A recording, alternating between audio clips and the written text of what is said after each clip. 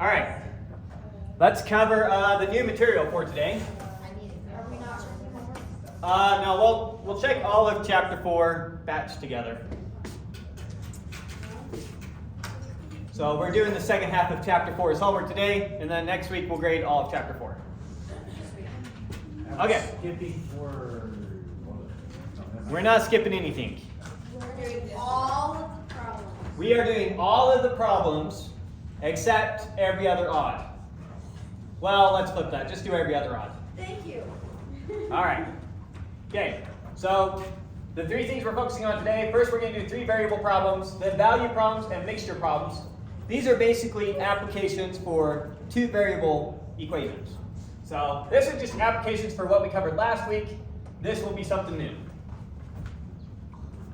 So what do we mean by 3 variable problems? We mean you have 3 equations, 3 unknowns. You always have to have as many equations as you have unknowns if you're going to solve the problem. I don't think he gives a geometric interpretation of this, so I won't bother. I'll tell you once what it is, and then maybe you don't care after that. Remember that when we were solving 2 equations with 2 unknowns, pictorially, what did that mean? We had 2 lines, and we were looking for where they intersected. Geometrically, what are these things?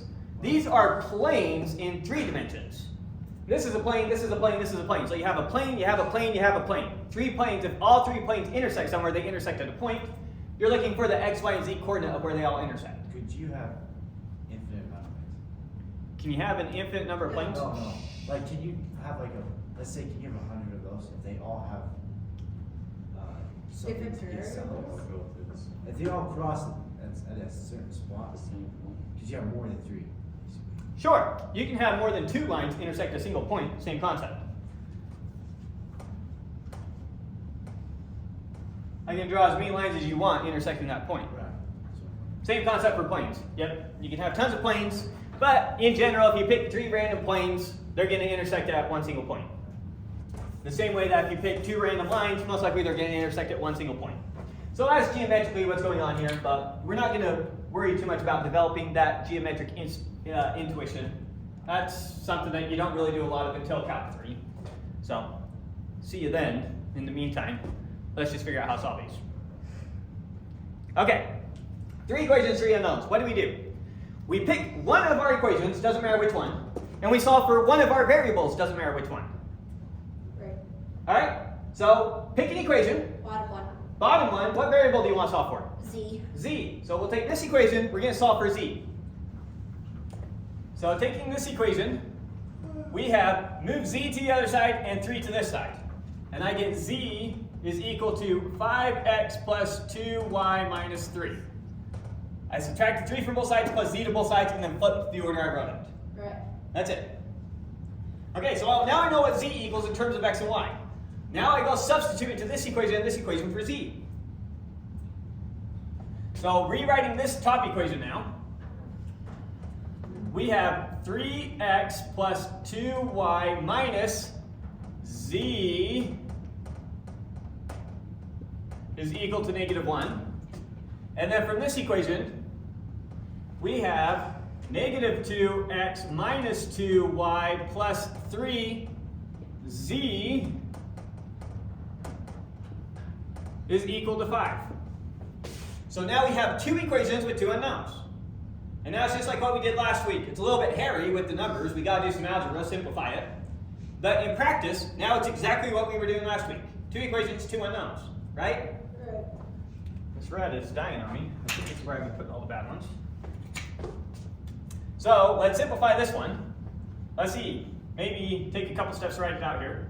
So we have 3x plus 2y minus 5x minus 2y plus 3 equals -1. So just distribute the negative out through there, right? Right. And let's distribute on this one. So we have -2x minus 2y plus 3 times 5 is 15x, 3 times 2 is 6y, 3 times -3, -9 is equal to 5. All right, collect like terms, and then we'll be in a good place to solve these. So I have 3 x's and minus 5 x's. How many x's do I have? -2x. I have -2 x's. How many y's do I have? 0. 0 y's plus 3. 3 is equal to negative 1. From here, I have, let's see, how many x's do I have? 13x. I have 13 x's. How many y's do I have? 4y. And what's my constant? -9. Is equal to 5. Now I'm going to move all my constants to the other sides, rewrite my equations. Here I have negative 2x is equal to, subtract 3 from both sides, negative 4. And here I have 13x plus 4y is equal to, plus 9 to both sides, 14. 2 equations, 2 unknowns. Now it turns out in the algebra my y happened to get canceled out there. Well, that was convenient. So now I have 2 equations, 2 unknowns. I need to solve one of them for one of my variables and substitute it to the other. Well, in this case, I basically have my x. If I have negative 2x is equal to negative 4, what does my x equal? Divide both sides by negative 2 and I get x equals 2. So I figured out my x. Now I have my x. I can substitute that in somewhere to figure out my y. 13x. Substitute it right down here and solve for y. So 13 times x plus 4y is equal to 14. What does that give me? 13 times 2 is 26 plus 4y is equal to 14. Subtract 26 from both sides, and what do I get? 14 minus 26? 14 minus 26? Negative 12. Negative 12. There we go. Divide both sides by 4, and we get y equals -3. -3. So I got my x, I got my y. Now substitute them somewhere to figure out z. Doesn't matter where. We could use that, we could use that, we could use that. I'm just going to use this. So now I know that z is equal to 5x plus 2y minus 3. 5 times 2 is 10. 2 times negative 3 is -6. negative 6. And then we have minus 3.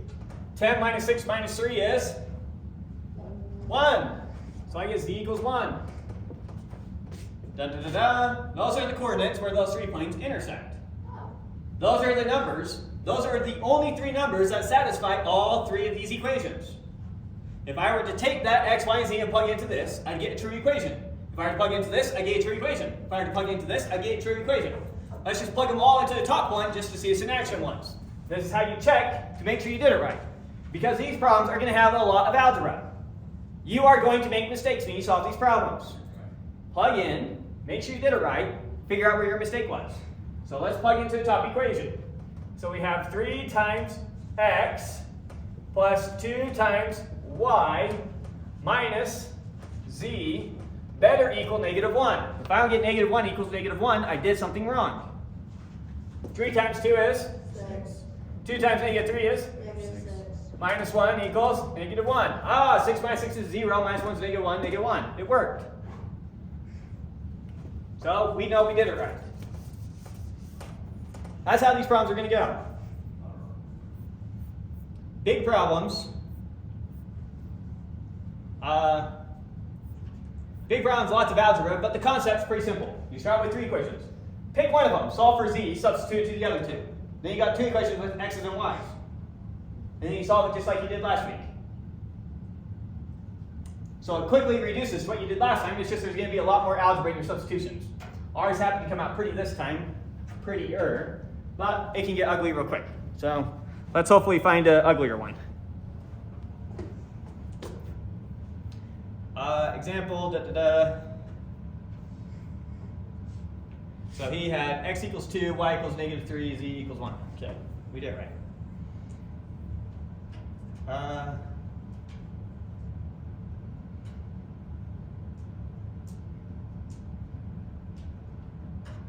I think that those are just starting problems. Sorry. Trying to make sure that he's not manipulating anything at the same time. Okay, so let's do another example.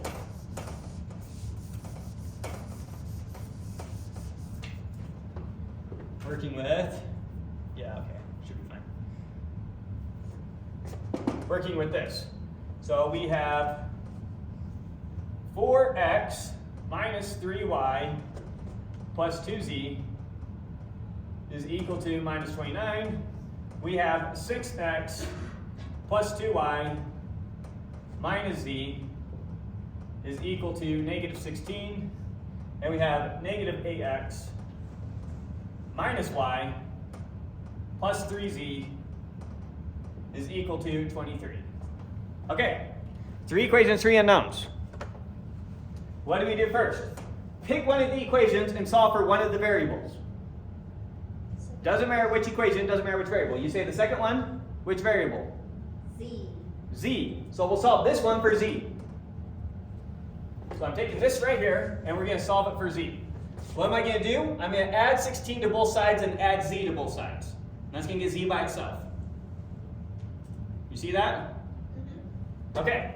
So when I do that, we're going to get z is equal to 6x plus 2y plus 16. So the 16's over here, the z's over here, and then just flip the order I write it in, so I have z equals. Do you understand the algebra that just happened there? Nice and simple so far? So we got our z.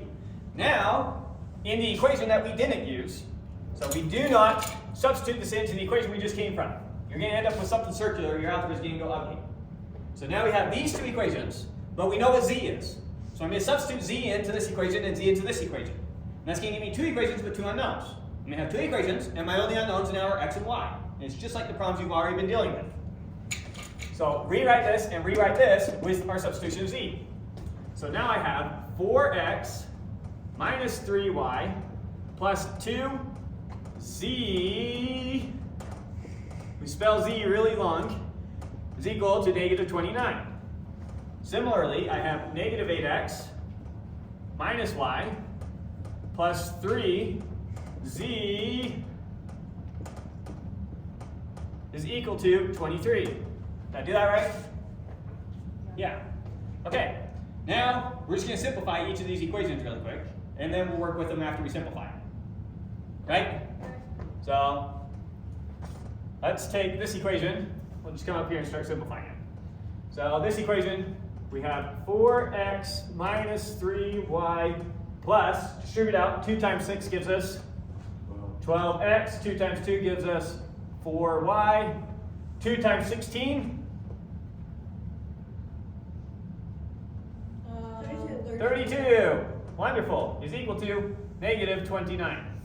Okay, collect all our x's. How many x's do we have? 18x. Try again. 4 and 12 is 16x.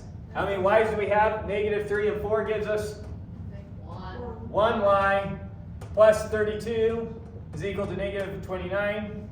Subtract 32 from both sides, and we get 16x plus y is equal to 51. Negative 51. almost. No. Oh, Ink command the wrong one. -61. Negative 61. Okay, so negative 61. Okay, there's one of our equations. We simplified this one. Now let's simplify this one. So we have this equation. This just simplified to 16x plus y is equal to negative 61. Now I'll simplify this one. So we have negative 8x minus y plus 18x plus 6y plus, come on, 3 times 16? Almost. Almost.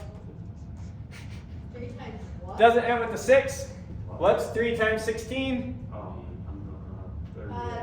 28. No. 48. 48. 48. It's right there. It's right there, but did you see the answer yourself? Or did you just regurgitate what I said? That's 32 plus 16 is 48. 30 plus 18. 3 times 10 is 30. 3 times 6 is 18. 30 plus 18, 48. Okay, so there's our 48. All right, so here's what we got so far. How many x's do I have? 10x. I have 10 x's. How many y's do I have? 5y. 5 y's is equal to, let's move the 48 over here. So 23 minus 48. Probably easier to think about this the other way. What's 48 minus 23? Then just make it negative. 25. Negative 25. So So 23 minus 48, negative 25. Right? Yep. Now, I don't know if it's just screaming at you like it's screaming at me. What should we do to that equation? Simple. Is there something obvious to do? Well, we're not doing that yet. And just simplifying this. What can I obviously do? All these numbers are multiples of 5. So just divide everything by 5 really quick. And so we get 2x plus y equals negative 5. Bit pretty good, right? I think so. Okay, so now we got 2x plus y is equal to negative 5. So now we have 2 equations, 2 unknowns. Not so bad now. Now, once again, we can solve one equation for one variable, substitute in for the other. Pick an equation, any equation. Top equation. You want to pick the top one, Solve for y. and you want to solve for y. Okay, so from the top equation, solving for y, just move the 16x to the other side. And we get y is equal to negative 16x minus 61, right? Yes. Now we substitute that for y in our second equation.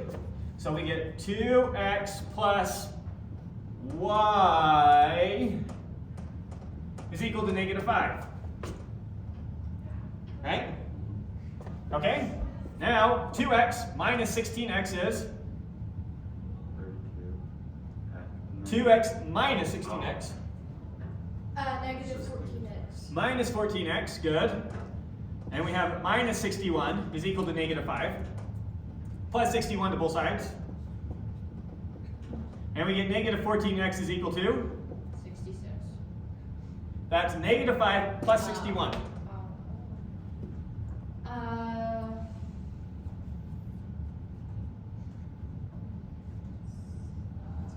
57. 56. Good. Now divide by both sides by negative 14. And you get x is equal to?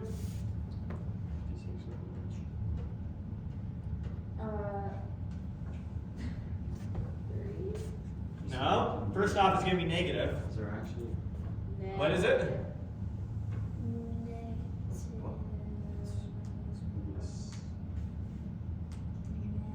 Six. Not 6. Negative 4. 4. Negative 4. Oh. Yeah. What's 4 times 14? Well, 4 times 10 is 40. 4 times 4 is 16. 40 plus 16 is 56. All right, so we get x is equal to negative 4. So we found our x. Maybe we'll write our answer somewhere over here. So x is equal to negative 4. Now we got to figure out our y. So we can substitute into an equation that has x's and y's. Here's a pretty one with x's and y's. Let's substitute into there and solve for y. Or we could have done it in here. I'm just going to use this one. So let's see, 2x, using this equation, we have 2x plus y is equal to negative 5, right? So we have negative 8 plus y is equal to negative 5, plus 8 to both sides, and we get y is equal to 2. 3. 3. So x equals negative 4, y is equal to 3. Now you're going to plug those into the equation. And now- Solve for z. Yeah. And so here's probably the best equation to use to solve for z. So we're going to plug into there. So I know that z is equal to 6x plus 2y plus 16. 6 times negative 4 is minus 24. 2 times 3 is, and 16. So we have negative 24 plus 6 is 8. Negative 2. negative 18 plus 16 is Negative 2. negative 2. Good. So z equals negative 2. Now that's a lot of algebra, a lot of room for error. We could have easily messed something up. Let's plug in to make sure we didn't mess up. That's a lot of work to not plug in. Make sure we did it right. So pick one of our initial equations. Pick one, anyone, doesn't matter which one. Top one. You want the top one? Okay, so we should have 4x minus 3y plus 2z. And let's see what that equals. We better get negative 29 or we messed up. 4 times negative 4 is? 0. Try again. negative 16. Negative 3 times 3 is negative 9. 2 times negative 2 is negative 4. Negative 16 minus 9 minus 4 is Negative 29. negative 29. However, did you come up with that? Yes, negative 29. It works. Negative 16 minus 9 is negative 25. Minus 4 gets us negative 29. Okay. In case you're wondering. Okay, so we did it. That's how these problems work. Kind of hairy, but doable, right? The concept's pretty straightforward, but they do take forever. And when you get to linear algebra and you start working with big matrices, this stuff blows up really quick. So, kind of a pain, but the concept's straightforward. You want to see another one of these, or you think you're good with these? I am good. We're good. We're good. You're good! All right, well, we'll see on the homework how good you are. And then in case you cheat on the homework, we'll for sure see on the test, right? Sure. Because we'll definitely have a couple of those on the test. For sure. A couple. Oh yeah, this is the most important thing you could learn from this class, is how to solve these. Seriously? Well, except for the other stuff I teach, but it's up there. Okay, on your homework problems, if it has A, B's, and C's, that doesn't change anything. Yeah. Same as X, Y's, and Z's. Don't get confused by that. And you're just going to have a bunch of problems to solve this with. Now, 4 equations, 4 unknowns.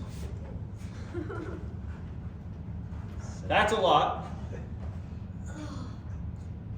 So, yeah, I don't want you guys to have to spend that much time on these. So let's see. We'll do, They're even. you want to do every other even? No. No. Every other odd.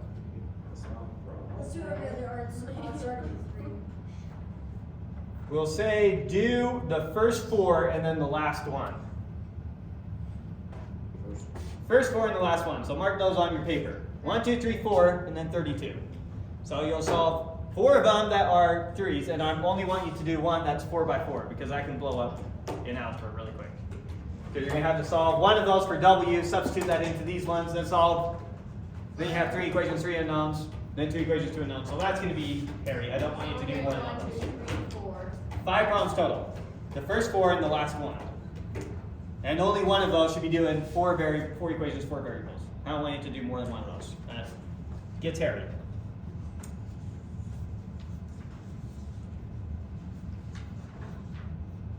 And then for the rest of these, we'll say every other odd. They don't have as much algebra as those.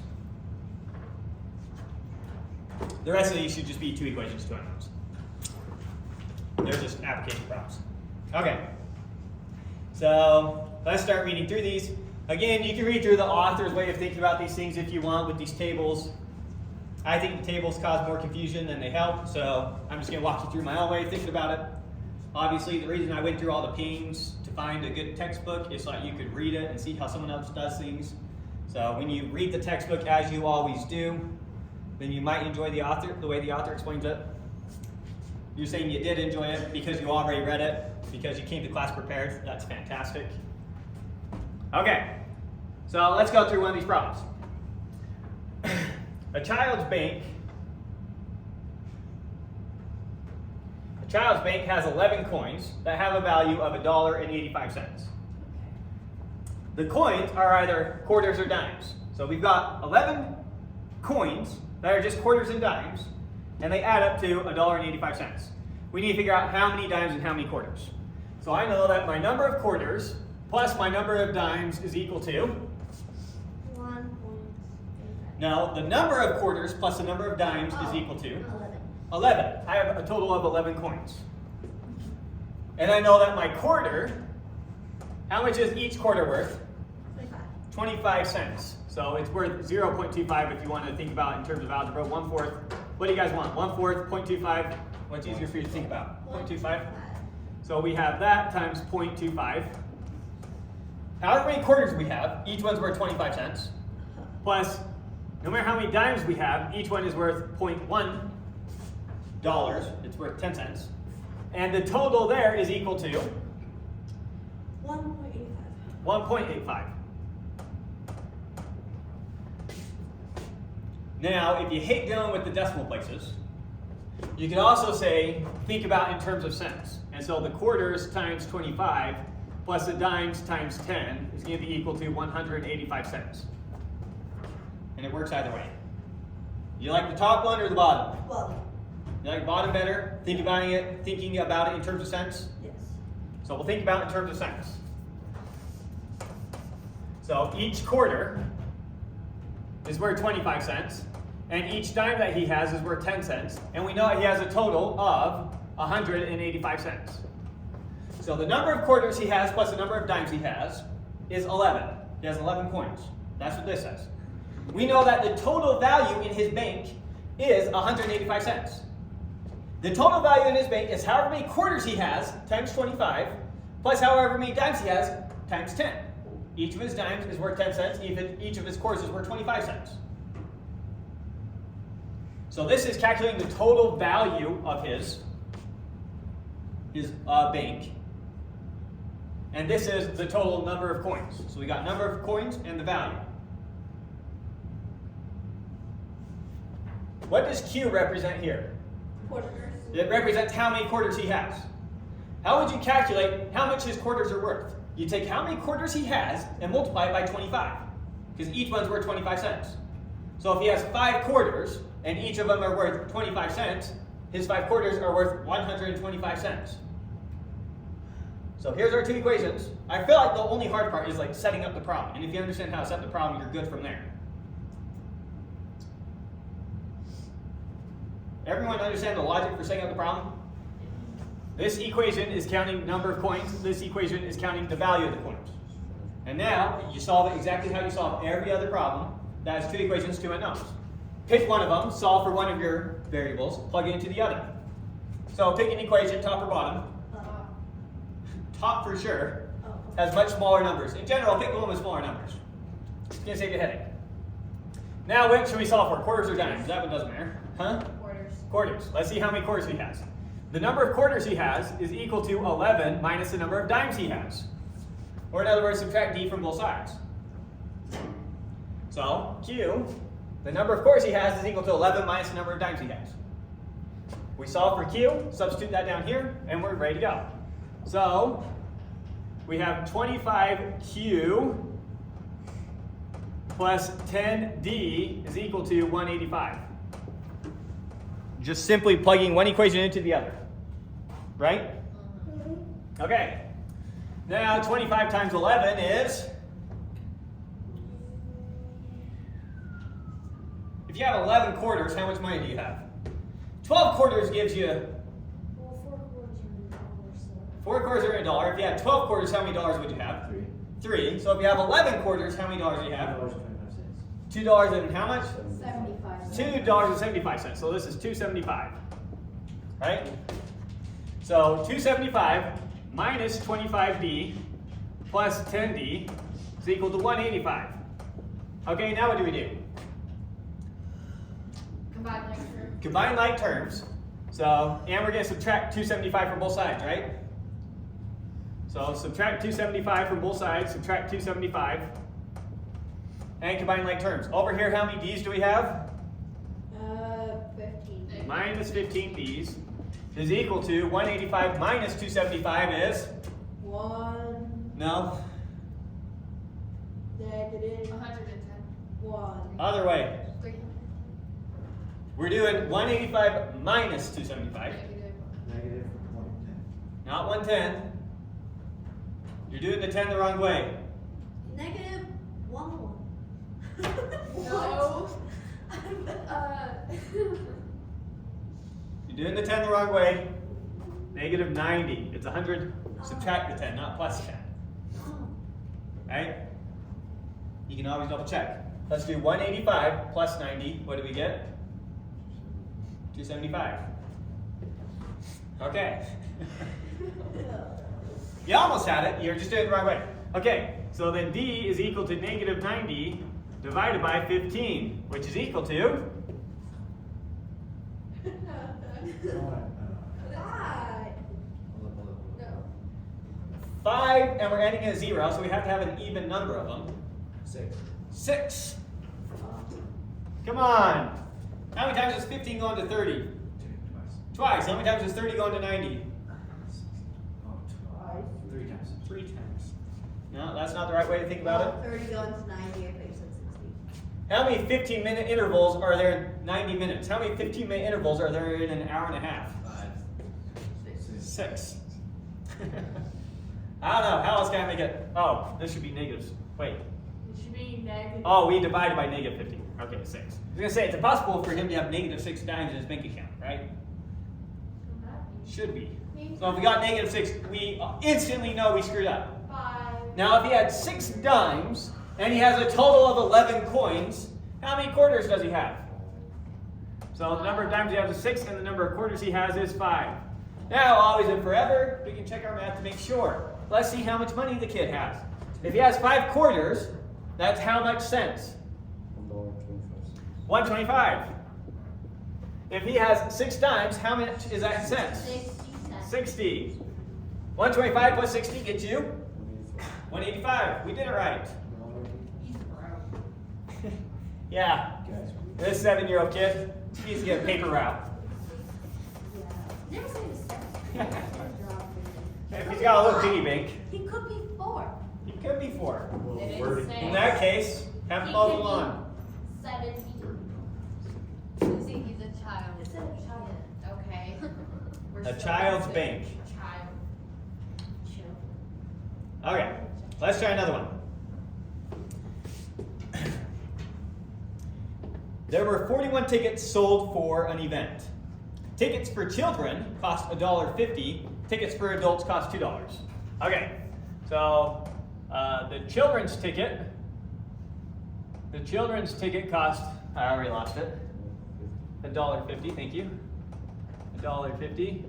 And the adult ticket cost, I think it's $2. Okay, so there were 41 tickets sold. That's the first information he gives us. There were 41 tickets sold. That means the number of child tickets we have plus the number of adult tickets is equal to 41. Remember, C is going to be the number of child tickets. A is going to be the number of adult tickets. Now, the total revenue that came in was $73.50. Again, we'll count it in terms of cents.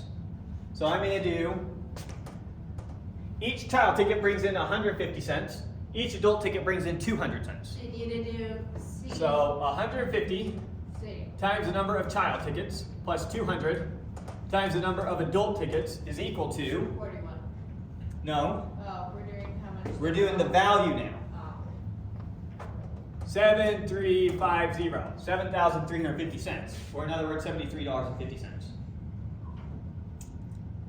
This is counting the number of tickets. This is counting the value of the tickets. That's how these problems always and forever work. You have one equation representing the number of each of them, and then you have another equation representing the value associated with each of them.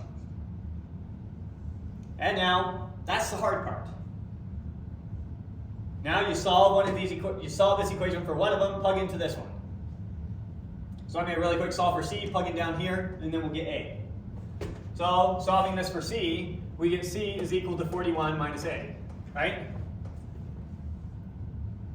Plugging that in for C down here, we have 150 C plus 200 A is equal to 7350. Okay, now what? 150 times 41. All right, so let's do 150 times 41. What are we going to get? Let's see, let's do 150 plus times 40. Is like 20. What's 15 times 4? It's 6,103. Wow. What is 15 times 4? 15 plus 4 is 20. You guys, you do this math when you think about, is this because we have digital clocks now? that you guys don't know how to use 15s and It's 60s? 45. No, it's 60. How many 15-minute intervals are there in an hour? 6. 4. What did you say? Sorry, 4. How big is a quarter of an hour? 15 minutes. You think that that's basic math you do in your head all the time. Ah, we have a quarter of an hour to do this. We have 15 minutes to do this. 15 times 4 is 60. Okay. So 15 times 4 is 60. We're missing our 0, 0. So if we do 150 times 40, then that's going to give us 6,000. Okay, so 6,000. And then we need one more. So plus 150. And we get 6,150.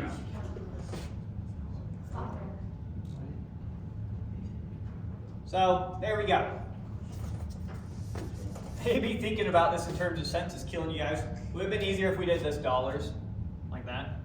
No. No? That doesn't help? Okay. I mean, I can see what you're doing, but then you have to move the decimal. Alright, whatever helps you guys more. Okay, we just calculated this. What was it? 6,150. Wow. You guys have a good memory. I have to rethink about it. Okay, 150 times negative a is 158. negative 150a plus 200a is equal to 730 or 7,350. Combine Okay, like terms. combine like terms. 6,000 A. How many a's are we left with? 50. 50a. We have negative 158 and we have 200a. Oh, sorry. I was Alright. seeing 6,150. Now we need to subtract 6,150 from 6,350. Because we got to subtract that from both sides. So we're doing this, subtract this. What do we get? 1,250. No 50s, the 50s go out. Oh, yeah. 1,200. Or $73.50 minus $61.50 leaves you at $12. However you want to think about it, perfectly fine. Okay, now what should we do? Divide both sides by 50. Doesn't get much easier than that. So A is equal to, first off, you can cancel out 10 top and bottom. Okay, so we're looking at 120 divided by 5. Oh. It's 40. Is it 40? 24? I'll say 40, but I know that's not right. Well, it's 25 times. 25 times 60. 5 is 125. Yeah, So you just subtract 1.5. It's just 24. it's just 24. That's one way to think about it. I just times 10 divided by 2. But however you think about it, or sorry, divide by 10 times 2, I mean. But however you think about it, however you think about it, fine. Okay, A equals 24. What does this mean? This is the number of adult tickets sold. So if we sold 24 adult tickets, how many child tickets did we sell? We sold a total of 41.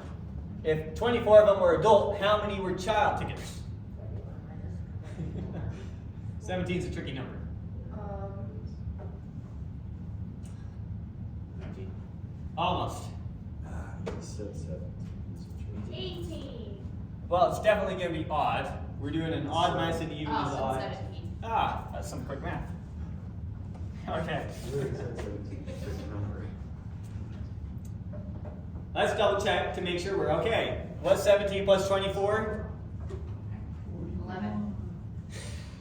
What? I'm doing it too. 17 plus 11. 24. Oh, that's easy. It's 41. Oh, you were carrying. Yeah. Okay, I see. She was doing 7 plus 4, 11, and then was getting ready to do the next part. And we cut her off. Okay, so now we can check our math and make sure we didn't mess up. So we have 17 times 150 plus, what was our adult ones? 24 times 200. And we check that to make sure we get 7350. Now, we have now reached a point in this class. Don't make me regret this. We've reached a point in this class, I'm going to start letting you use calculators. We're past basic arithmetic. Those first 3 problems that you did on the last test, we're never going to struggle with that again, right? You guys have got that down. Correct. No point testing on that anymore. Yes. We can just give you the calculators now and we don't have to worry about it. Okay. You cannot use a graphing calculator. Unless you don't know how to use a graphing calculator, then we're fine. I don't know how to use it. I don't have one. I have one, but I don't use it. If you know how to plug matrices into it, don't do that. If you don't know what that is, fine, use a graphing calculator. Okay. Anyways. Yes. Is that like cheating? Huh? Is that like cheating somehow? It's not cheating, it's that, look, you're surrounded by tools that can solve tedious problems. Chances are if there's a tedious problem you have to solve over and over again, there's a tool that can do it. The problem is that you need to have some basic intuition about what that tool's doing, or you are going to misuse it so many times it's painful. Like some person trying to calculate the area of a room, and they come out with negative 1,568 square feet. Oh, that's a sled. That's bad. Yeah, you done messed up, kid. For sure. And they have no clue because they're just plugging in the numbers to whatever they get. They don't even think about the number that comes back out. So the point in teaching you, part of the point, there's a lot of points, but one of the points in teaching you to do this stuff by hand is so that you have intuition for it. So that when you go to use those tools and they get an obvious wrong answer, you can go fix it. Even with modern AI, so I use AIs to help me solve problems. So I plug the problem into the AI and it spits out a solution. The first solution it spits out to me is always a very stupid solution. It has an idea about what it wants to do, but it gives me some stupid answer. And so I have to kind of correct it because I don't know what the answer is, but I know what's stupid when I see stupid. So I say, no, you did this wrong, no, you did this wrong, no, you did this wrong, and let go again. And it's like, that's closer. Okay, now do it. Okay, yeah, that's right. So it's not that I'm doing all the work, I just know stupid when I see stupid. So that's what you need to train yourself to do first. And then you can use the calculators, and it's a tool. Okay, so we will let you use calculators, so you won't have to always calculate all the stuff by hand. 2,550 plus 4,800. So 17 times 150 Is plus 2, 24 2,500 times 200 Right. comes out to 7,350. Now, of course, I could have just said that and been randomly pushing buttons. What do you know? Nothing. But it came out right. So those are right answers. So you can always check by replugging in. So you can start using calculators. Go ahead, start using calculators on your homework. Don't make me regret letting you use calculators. Okay, all these are kind of the same. Rate investment, let's do one of those. Because that looks like it might be different. John invests, oh, you guys can see, sorry. Oh, $5,000? Can I have that? Yes, you can. Takes a little bit of work, but you can definitely have that. You can get a lot more than that too. I have like 4,000. Well, keep working at it. Or invest it. I'll invest it. Good plan. Pick a nice index fund. I'll have to make my dad help me, but I'll invest it. You can get a little side app, but you can just put the money in and do it there. Okay, John invests $5,000 in one account and $8,000. I'll just read on here. I don't know why I'm reading on there. John invests $5,000 in one account and $8,000 in an account paying 4% more in interest. He earned that much interest after 1 year. At what rates did he invest? Oh, so he invests at 2 different interest rates, and we don't know what they are. You know how interest works on investment, right? If I invest $5,000, for a year, and I get 10% interest, how much money did I make? If I invest $5,000 for a year, and I make 10% interest, how much money did I make? $550. Keep going up. 500? I made 10% of this number, which is 500. So you invest $5,000 per year in an index fund. Usually grows at about 10% a year. After a year, you'd have $5,500.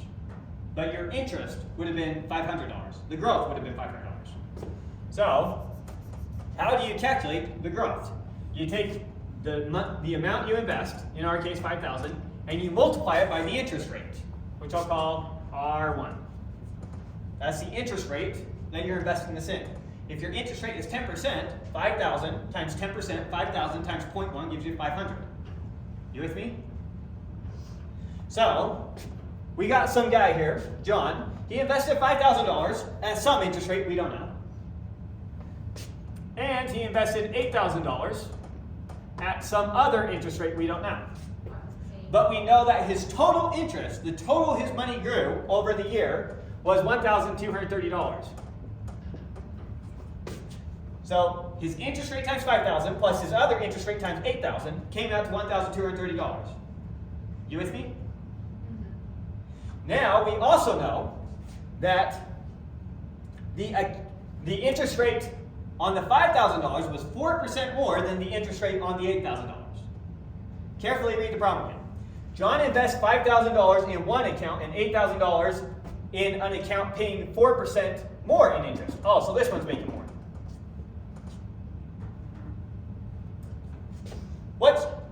What's a bigger number, R1 or R2? R2. R2. How much bigger is R2 than R1?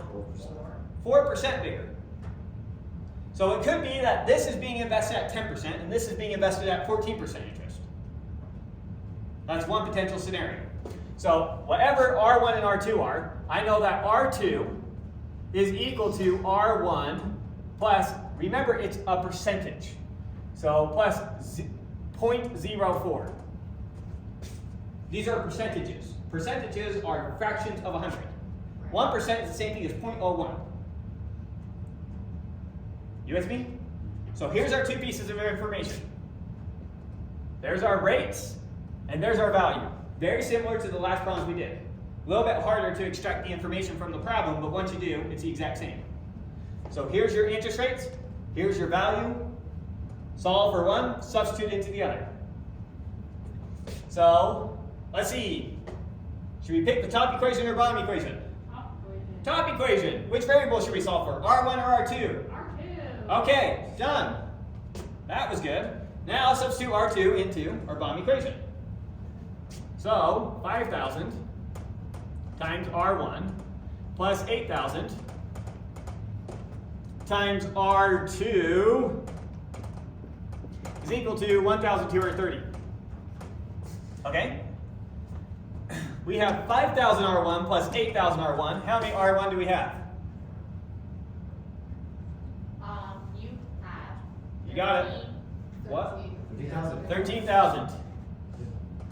13,000 R1 plus 0.04 times 80 or times 8,000. Well, we're not try doing it in our head in case we screw up. Should be like 320, right? Times 0.04 is 320. Okay. Just make sure we're not making a mistake. So that comes out to 320 is equal to 1230. Right? Now, subtract 320 from both sides. Yeah, 1,000. What? Oh, sorry. So 1300 R1 is equal to, make sure we don't make a mistake as we calculate 900. No, still not 900. 1,110. No, 910, right? Let's just calculate to make sure we're not doing any math in our head wrong. And we get 910. So that comes out to 910.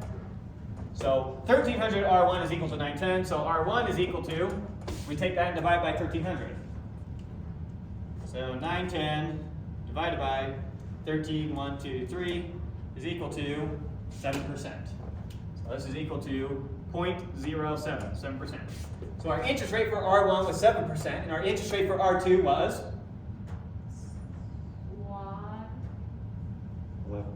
11%. 11%, perfect. Oh. So he invested $5,000 at 7% and $8,000 at 11%. Over the course of the year, his money grew $1,230. That was the growth on his money. He's got his money working for him. Smart kid. I can't remember what we were trying to solve for. Just R1 and R2 probably. Down, down, down. So 5,000 at 7% and 8,000 at 11%. That's our solution. Okay, so we can do that. Okay, that finishes that section. On to the next one. The next one, mixture problems. Have you done mixture problems before? Yeah, so you already know this one. No point going over it. We'll try anyways. There's a point. Ah, there is a point. Okay, we'll try it. Ah, so have I. Hopefully we can figure it out. So a chemist has 70 milliliters of a 50% methane solution. How much of an 80% solution should he add so that the final solution is 60%?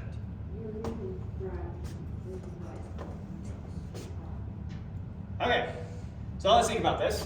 We have 70 milliliters of a 0.5 solution. And we need to add X milliliters of a 0.8 solution. And it's all going She must add the final solution. So that it comes out to 0.6%, 60% methane. Let's think, counting up the totals. So,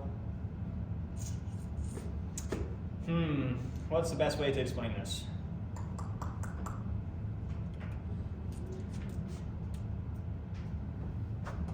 Is equal to, it should be over here, the total amount, which is 70 plus X, times 0.6. All right. Let me mess with that really quick to make sure I'm not lying to you. 35 plus 0.8x is equal to 42 plus 0.6x. Subtract the 0.6 into 35, so we get 0.2x is equal to 7. So x is equal to 14. Is it 14 milliliters?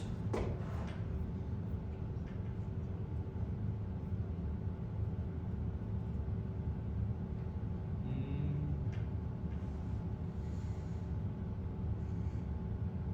0.2x. What am I doing? That's what happens when you do math too fast. X is equal to 7 divided by 0.2. 7 divided by 0.2 is going to be what? 35. There we go.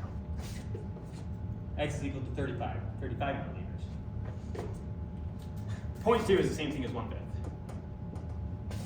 So multiply both sides by 5. Okay, so I did do that right. So let's reset the problem now and walk you through what we're tracking.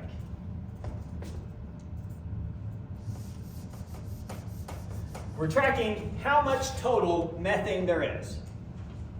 We're tracking the total amount of methane. So we know that the chemist has 70 milliliters of a 50% solution of 0.5. If they have 70 milliliters and 0.5 of it is methane, then notice that so far we have 35 milliliters of just methane. Right? Plus, we're going to add X amount of a 0.8 solution. This will calculate the amount of methane we add for every milliliter X. If we added 10 milliliters of an 80% solution, how much methane did we add? Just 10 times 0.8.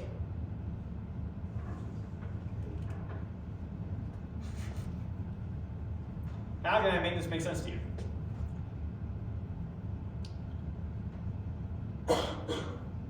Trying to think of, I don't know how else to say it. We've got some solution and it's 80% methane, right? Okay. So if I have 10 milliliters of it and 80% of it is methane, how much in milliliters is methane?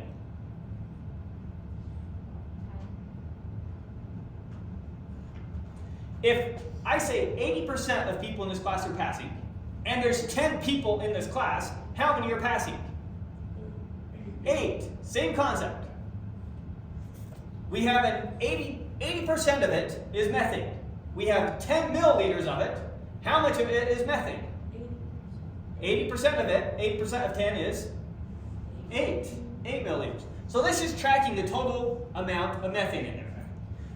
we have 70 of a 0.5 solution, so 35 milliliters of methane here, plus X, we don't know yet, of a 0.8 solution. This is tracking the amount of methane, is equal to, when it's all said and done, our final solution, whatever it is, how much liquid is in our final solution?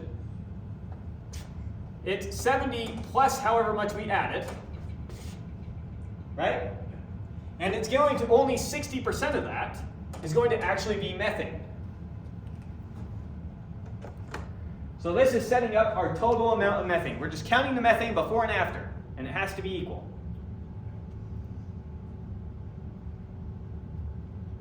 You follow me? Do you pictorially understand what's going on here? So we got some beaker here. It has 70 milliliters in it. And we know it's a 0.5% solution. Okay. We have some big endless supply over here of a 80% solution. I'm going to take this, I'm going to keep adding some to this until I get this to a 60% solution. So I've got 70, let's draw this a little bit bigger. On top of that 70, I'm going to add X more milliliters. And when it's all said and done, I want it to be a 0.6 solution, not a 0.5. That's pictorially what's going on here, right? So I start out with 70 milliliters of the 0.5. I'm going to add X milliliters of the 0.8. When it's all said and done, how full is my canister? How many milliliters do I have? I have 70 and I add X. How much do I have? 70 plus X. 70 plus X. And at what solution do I have it? 0.6. 0.6. So I have the amount, the volume, times its, what do we want to call that? Solution percentage. The volume times its solution percentage, plus the volume we add times its solution percentage, equals the total volume times its percentage solution. So what we started with, and what we add, what we end with. And it better all be equal. Because we didn't lose any methane. This is counting, we had this much methane, we added this much methane, here's how much we had when it's all said and done. Yeah. So these ones, once again, the only hard part is setting up the equation. After that, these are nice and easy. Because it's one equation, one unknown. And you just solve for X. So, let's solve for X. 70 times 0.5 is, what's half of 70? 35. 35. Plus, 0.8 of X is just 0.8X, nothing we can do there, is equal to 70 times 0.6 is 70 times 42. 42. You do 7 times 6, Subtract the 0. and then you add the 0 and then subtract the 0. 60% of 70 is 42. I don't know how else to say it. 42. And then 0.6 of X is just 0.6X, right? And now, you do it the way you know and love. Sometimes having the decimals there throws you off. If that's throwing you off, just multiply everything by 10, if that makes it easier for you. So if that makes it easier for you, let's just say 350 plus 8X is equal to 420 plus 6X. Does that make it easier for you? Yeah, and you just divide. Okay, if that makes it easier for you, let's think about it that way. Now, we gotta subtract 6X from both sides and subtract 350 from both sides. So minus 350, minus 6X, minus 350, minus 6X. Over here, where are we left with? 2X is equal to, over here, where are we left with? 130. 70. Okay. 42 minus 35 is 70. 7, bring down to 0.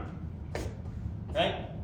And then if 2X is equal to 70, X is equal to 35. 35.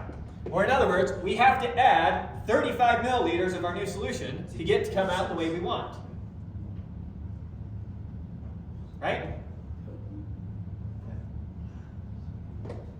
Let's do another one. That might have been a little confusing because of how I started it. Because I wanted to figure it out real quick before I liked it. Okay, a coffee mix. A coffee mix is to be made that sells for $2.50. Let me turn it on for you guys so that we can all read it in case I misread it. So looking at this. A coffee mix is to be made that sells for $2.50 by mixing 2 types of coffee. The coffee has 40 milliliters of coffee that costs $3. How much of another coffee that costs $1.50 should the cafe mix with the first? So we're like mixing an expensive coffee and a cheap coffee together. That's what it sounds like. Coffee mix is to be made that sells for $2.50 by mixing 2 types of coffee. So we'll have coffee 1 for the 1 type of coffee, and we'll have coffee 2 for the C sub 2 for the second type of coffee. The cafe, oh there we go, I read that as coffee the first time. The cafe has 40 milliliters of coffee that costs $3.50. So we have 40 milliliters of the $3 coffee. We're going to water down our good coffee with cheap coffee. So we're going to add X amount of milliliters of our cheap coffee, which is $1.50. And when it's all said and done, our total liquid is going to be 40 plus however much we added at a cost of $2.50. So almost exactly the same as the previous one. We have 40 milliliters of good coffee. We're going to add X amount of our garbage coffee so that we get a coffee that's worth $2.50. Make sense? Pictorially, what's going on? We've already got 40 milliliters of our $3 coffee. We're going to top it off with some garbage coffee to water it down a little bit to $2.50 coffee. Always and forever, the hard part with these is just setting it up. From here on out, it's easy. Now you just solve for, I don't know why I did C1 and C2 there. Now you just solve for X. You solve for how much was added. So, go through it, I guess? Yes. All right. 120. 4 times that, we're going to get 1, 2, 0, 0, 0, $120 plus 1.50x is equal to 40 times 250.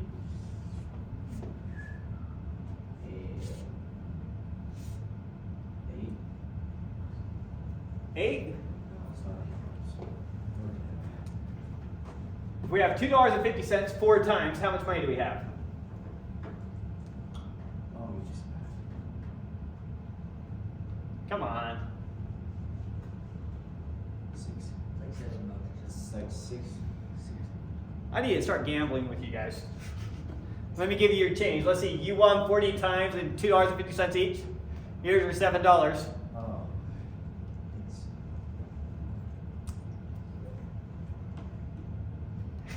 What is 4 times 25? How many quarters are in a dollar? 100, $1. Okay, good. So 4 times 25. So if I pay you $2.50 4 times, how much do I pay you? $10. You jumped ahead. So if we do it 40 times, then it's $100. Okay. So there's 100 plus 2.50x. Okay. Now get all our x's on one side, our constants on the other side. I'll put my x's on this side and my constants over here. So I'm going to minus 100 from both sides. So minus 100, 0.00, I guess, 0.00. And we're going to minus 1.50x is equal to, we're going to minus 100, 0.00. We're going to minus 1.50x. 120 minus 100 is going to leave me 20. We're left with 20 is equal to, that cancels out.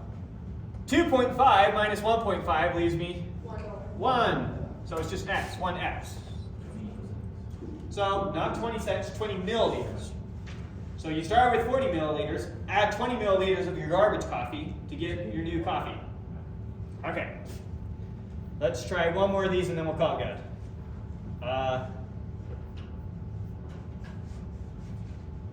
We'll do one with mixing milk this time. Help a farmer out.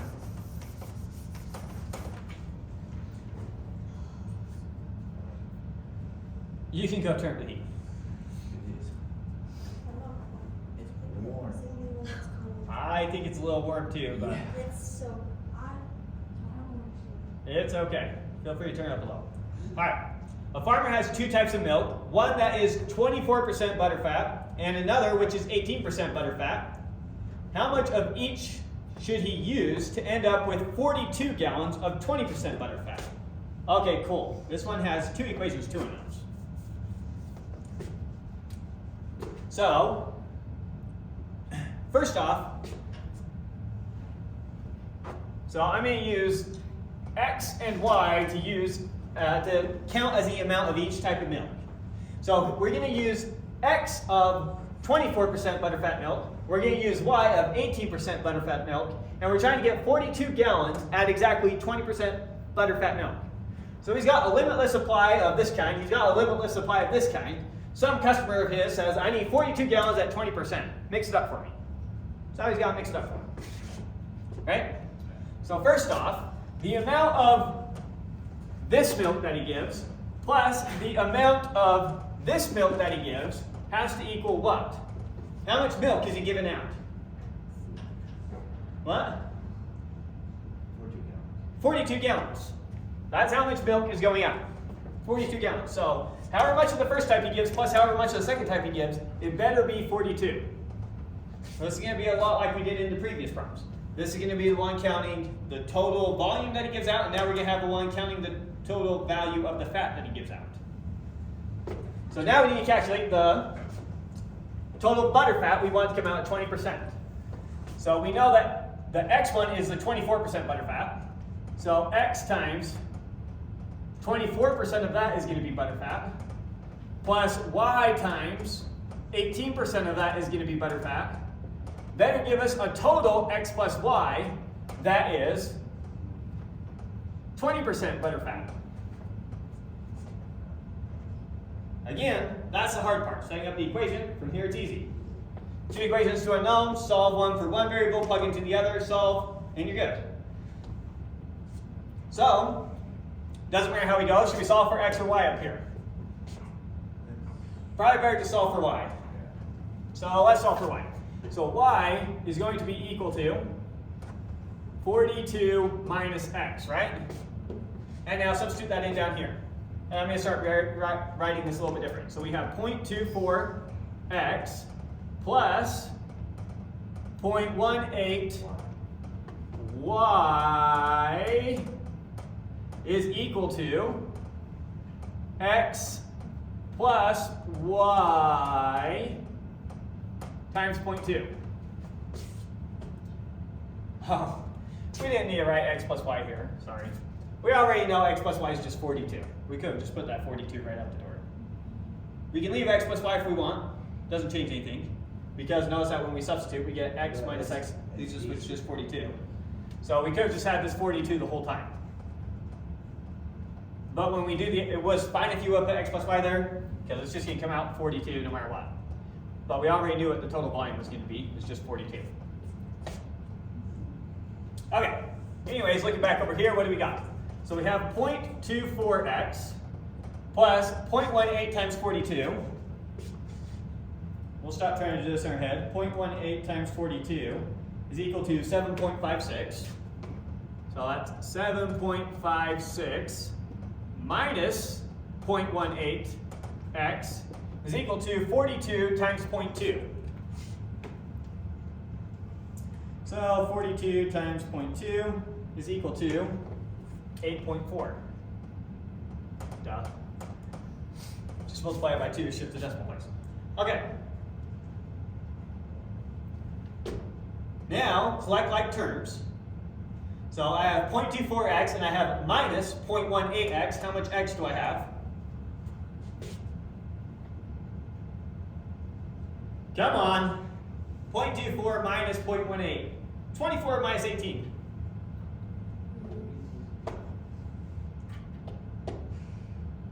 0.24 minus 18. 6. 6.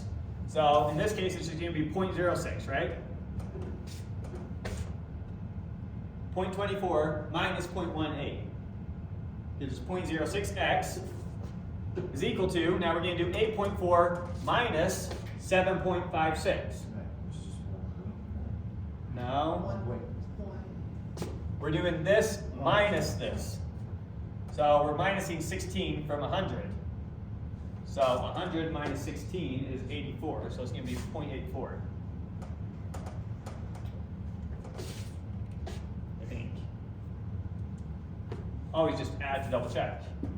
Add the 4 there, gets us to 7.6. Add the 0.8, gets us to an 8.4. But double check in case I still did it wrong. 7.56. Oops, 8.4 minus that equals 0.84. Okay, we did it right. Ah, just throwing me off because that and that turned out to be the same. It's just a decimal place shifted. Anyways, there's that. So now we divide both sides by 0.06. And how many times does 6 go into 84? 84 divided by 6. How many times does 6 go into 84? 13. No.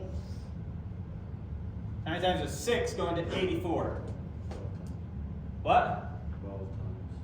Not 12. 13. 14. What's 6 times 12? 72. So what's that? It's 13. What's 6 times 13? Oh, it's 78. So it's 40. 14. You did this on your test, right? Or on your quiz. 14. Remember, it ends in a 4, so 6 times that has to be end in a 4. 6 times 4 is 24. So you can almost guess just by looking at the ending digit what it has to be. Anyways, x is 14. So we're going to do 14 gallons of the 24% butterfat, and we're going to do how many gallons of the 18% butterfat?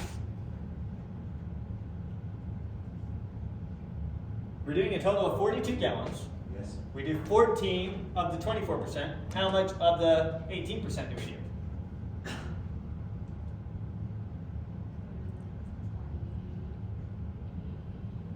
28. Right? Just 42 minus 14. 28. So y is equal to 28. 14 gallons and 28 gallons. That's how much the farmer should take of each of his milks to mix them together to give the customer what they want. Okay. So, yeah, I think that's good enough. So we'll call it there. That finishes up chapter 4. We'll grade all of our homework next week. You can use the rest of the class to ask me any questions or to do your homework. Anything you want recorded. Go ahead. Is it possible, and I'm not saying there's obviously an answer, but with the 3 equations, is it possible for there to not be an answer? Yes. Geometrically, what does that mean? That means you have 3 parallel planes that don't intersect. So Or maybe 2 planes well, that's hard to get, but. So what would you say for that?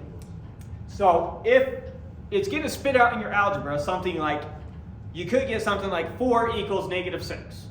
When does 4 equal negative 6? Never. So there's no solutions. Another thing you might get is 4 equals 4. When does 4 equal 4? What does x have to be for 4 to equal 4? X has to be 1 for 4 to equal 4? Can't x be 2? If x is 7, does 4 equal 4? Yeah, so there could still be infinite solutions. So you'll either get your x and your y and your z equal something. That means there's one solution. You might get something like 4 equals 4. That means there's infinitely many solutions. You might get something like 4 equals 0. That means there's no solutions. So those are the 3 cases that are going to come up. Good. Any other questions? Okay, we'll call it there, and we'll pick up with chapter 5 next time.